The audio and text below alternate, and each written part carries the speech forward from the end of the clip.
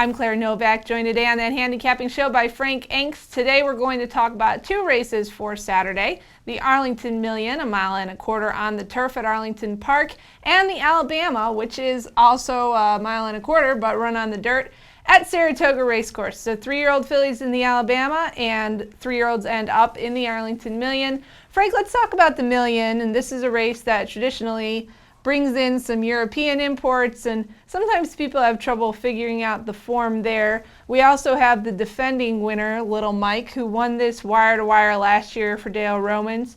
I know you like Little Mike to repeat in here, but just tell me your thoughts about how you think the race will set up, because there's a little more speed in there. Yeah, and I started out looking at the European horses that are coming, the international horses really, because several had been running in Dubai as well, and just kind of size them up going in. I think the Apache looks the best of that group, but it's not like a superior group. It's a capable group, and I respect them, but it's not like, I don't see a standout there. So then I went and looked at Little Mike, and really, I mean, he's 0 for 3 this year, but 2 of the starts were in Medan, and he didn't do well there. And then he comes back to the U.S., he's a favorite in the UN, and he goes too fast early. Yeah. I mean, the Brisnet speed figures are very useful for that. The E2 figure, he runs a 120. That's not uncommon for a horse coming off a layoff. Sure. So I'm willing to forgive that as well. And in fact, I went back, and every time on the past performances listed on Brisnet, every time Little Mike goes over 110 on the E2, he fades. So that was very telling. Yeah, sure. I don't think he's going to have to go over 110 in this Arlington Million on Saturday. I think he gets back to his top form here. He's had a couple nice works at Churchill Downs. That's encouraging.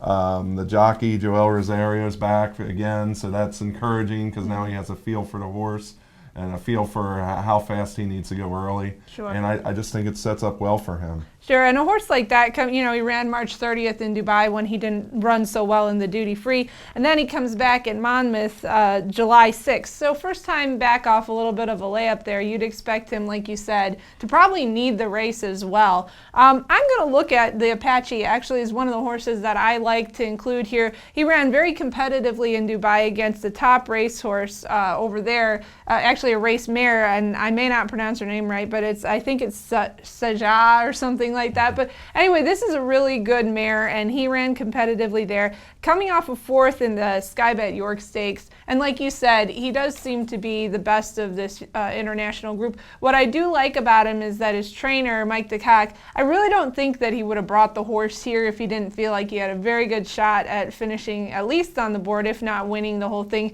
He doesn't seem to be the type of guy who brings horses over internationally just to throw them at big races. So that's the reason I like this horse. And then another horse that I really like is Indy Point. And I know these three are actually probably going to be among your top choices, but I'm very interested in Indy Point because he was a top runner in Argentina, and then he came over here at Del Mar July 24th, ran very well in the Wicker Stakes, won handily, and just a nice solid move to get the job done there. So I really am excited about getting some eyes on him. I'm headed to the Million actually once we get done filming here, and I'm going to try to do some iPhone video of him and get some stuff up on the website, talk to his connections.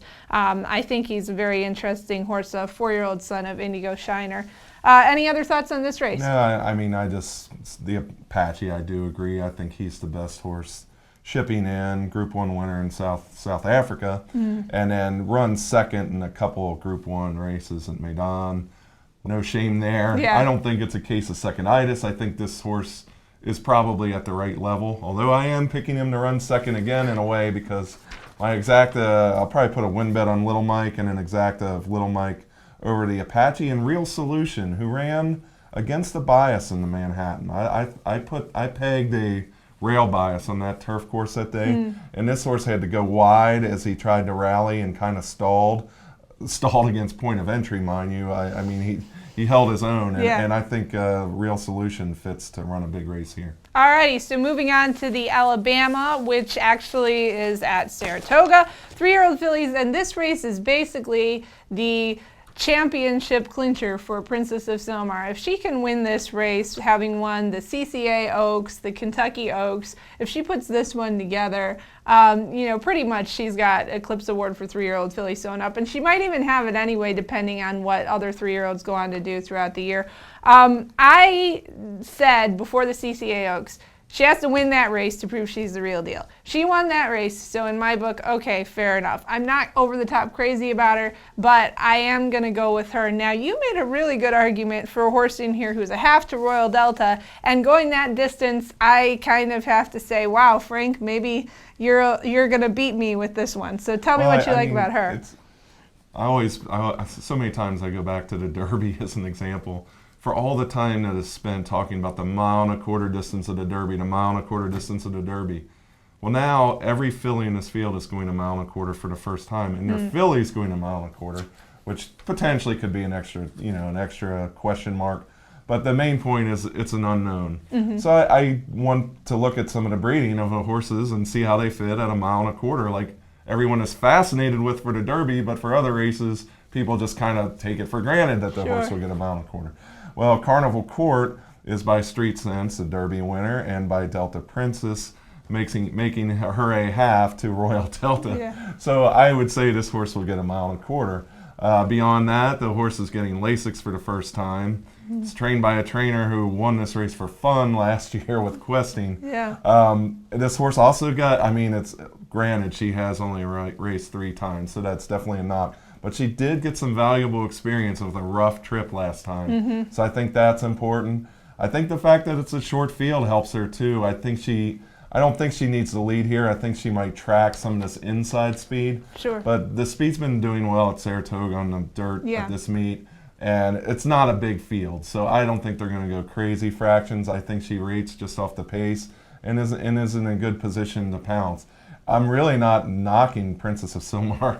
I'm sold on this horse as well. She's a winning machine basically, and has won 2 of the biggest filly races obviously, and right now she would be the front runner for 3-year-old filly, and maybe she can still win it even if she loses this race. Yeah. But especially from a betting proposition, I really think Carnival Court has a lot of hidden factors in her favor, and maybe she jumps up here and wins at a decent price. Alrighty, the other graded stakes winner in the field is 50 Shades of Hay, the Pimlico, or the Black-Eyed Susan winner who came back and won the Iowa Oaks very impressively for Bob Baffert. And horses that run well at Prairie Meadows run well at Saratoga. I gave this filly a long look as well, and couldn't quite pull the trigger on her, but I definitely would not talk anyone out of that filly either. Alrighty, those are probably going to be a couple of your top ones to look at. Well, it's only a 5-horse field, so that almost makes up the whole field. Tell a Great Story is stakes winner. 6, give him credit here. Oh, okay, there we go. Well, see, I just have to say short field, and who do you like? Princess of Sylmar,